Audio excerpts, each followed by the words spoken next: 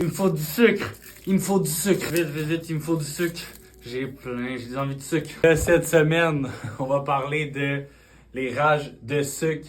C'est une question qu'on m'a posée cette semaine par Steve. Donc, Steve, ça fait maintenant 3 mois qu'on a commencé. Puis, un des défis principaux qu'on avait à traverser ensemble, c'était les rages de sucre. Donc, les soirs, ça y arrivait d'avoir faim, d'avoir envie de sucre. Puis, c'était difficile de résister à la tentation. Donc, aujourd'hui, l'atelier de cette semaine, première semaine de septembre, ça va être comment, en fait, identifier le problème des rages de sucre, puis ensuite, identifier des solutions par rapport aux rages de sucre. C'est que, en fait, la plupart des gens vont sentir qu'ils ont envie de sucre. Et par la mauvaise croyance, on va croire que c'est parce qu'on mange des trucs sucrés, qu'on a une dent sucrée. On est comme ça, puis on a toujours mangé de même, fait qu'on a construit une dent sucrée.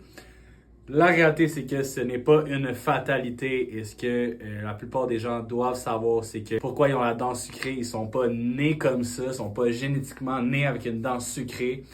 Au contraire, ils ont causé ce problème-là et il y a pas mal plus de choses qu'ils peuvent faire dans le day-to-day pour changer ça, autre que de juste arrêter de manger du. Le problème des rages de sucre, ce que ça fait, c'est que du sucre rapide, hein, moi je bois des jus comme ça, ben ça fait que t'as beaucoup de sucre dans le sang, puis pour certaines personnes, on pourrait croire à tort que c'est ce qui fait prendre du poids. Mais ce qui fait réellement prendre du poids, c'est le surplus calorique. Si toute ma journée, je mangerais rien, mais je boirais juste 10 jus comme ça, je prendrais pas de poids parce que je serais en déficit calorique, donc j'en perdrais. Donc, c'est pas le sucre directement, mais c'est l'accumulation des calories, donc le trop grand nombre de calories qui vous fait prendre du poids. Une des solutions, aujourd'hui j'en ai identifié 5. La première solution pour les rages de sucre, ce qu'il faut comprendre, c'est qu'une rage de sucre, souvent, c'est parce que vous n'avez pas assez mangé dans une journée. Plus particulièrement par rapport aux protéines. Les protéines, ici, hein,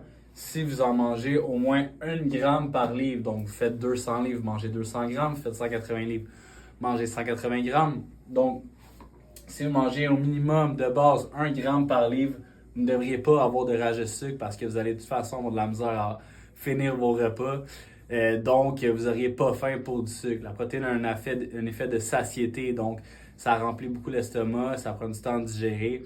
Donc, normalement, le corps n'a pas envie de sucre et ça joue rien sur l'insuline ou la glycémie ou d'autres hormones comme ça qui font en sorte qu'on aurait des envies de sucre. Deuxième solution.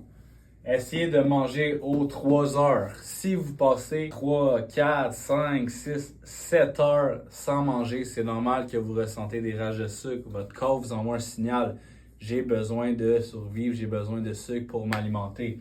Donc, si vous mangez à des périodes constantes aux 3 heures, vous ne devriez pas avoir de rage de sucre. Donc, exemple, moi, le matin, je déjeune à 7 heures, je prends une collation à 9 heures, je dîne à midi, je prends une collation à 2 heures, je soupe à 5, je reprends une collation à 7 et j'en reprends une à 10 heures le soir et je me couche à 11. Donc, j'ai mangé aux 3 heures. Oui, c'est quelqu'un qui mange beaucoup, moi aussi, et malgré tout, je ne prends pas du poids, puis j'ai pas de rage de sucre parce que je contrôle mon appétit. Puis vous me disiez, bon, je bois des jus de fruits. Ben oui, j'en bois, c'est des jus de fruits biologiques, mais j'en bois pour avoir justement ma dose de glucides par jour, ma dose de sucre.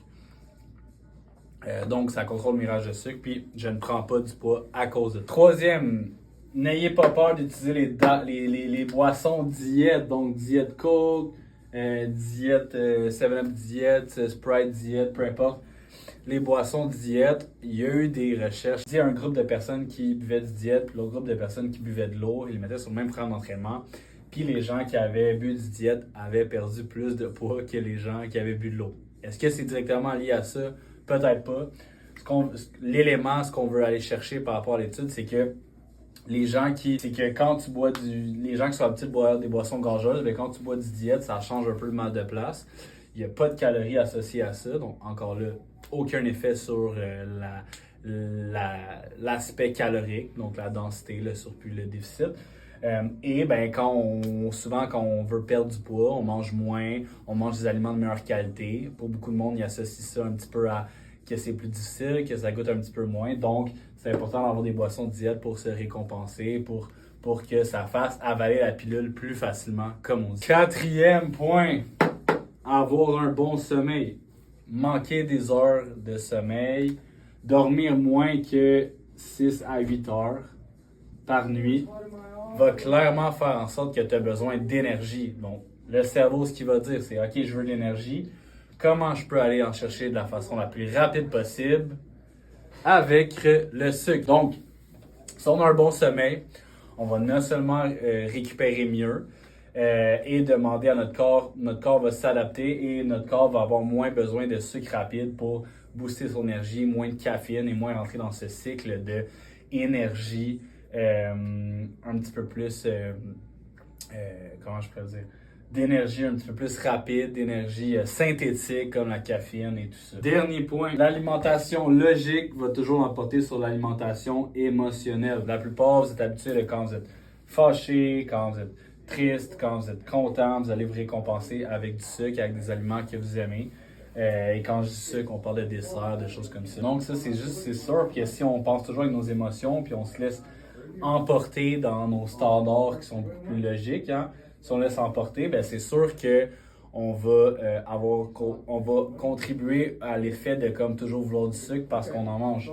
Donc d'utiliser plus une alimentation logique, de réfléchir, de se dire, écoute, est-ce que ce que je mange présentement est bon pour moi maintenant, mais est-ce que c'est bon pour moi plus tard? Donc toujours penser plus à long terme qu'à court terme va vous faire prendre des meilleurs choix et des choix beaucoup plus logiques par rapport à votre alimentation. Donc, mon takeaway par rapport à tout ça, on répète, pour avoir moins de rage de sucre, 1 gramme par livre de poids de corps de protéines. Donc, peser 200 grammes de protéines. Ça équivaut à, on en reparlera une autre fois par rapport à déjeuner, dîner, souper, comment aller chercher ces protéines-là. Ensuite, manger aux 3 heures.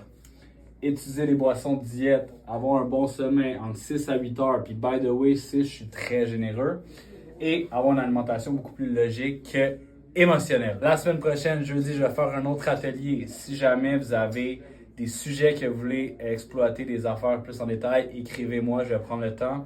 Et à chaque jeudi, nous continuerons les ateliers pour vous donner encore plus de contenu et de détails pour vous aider.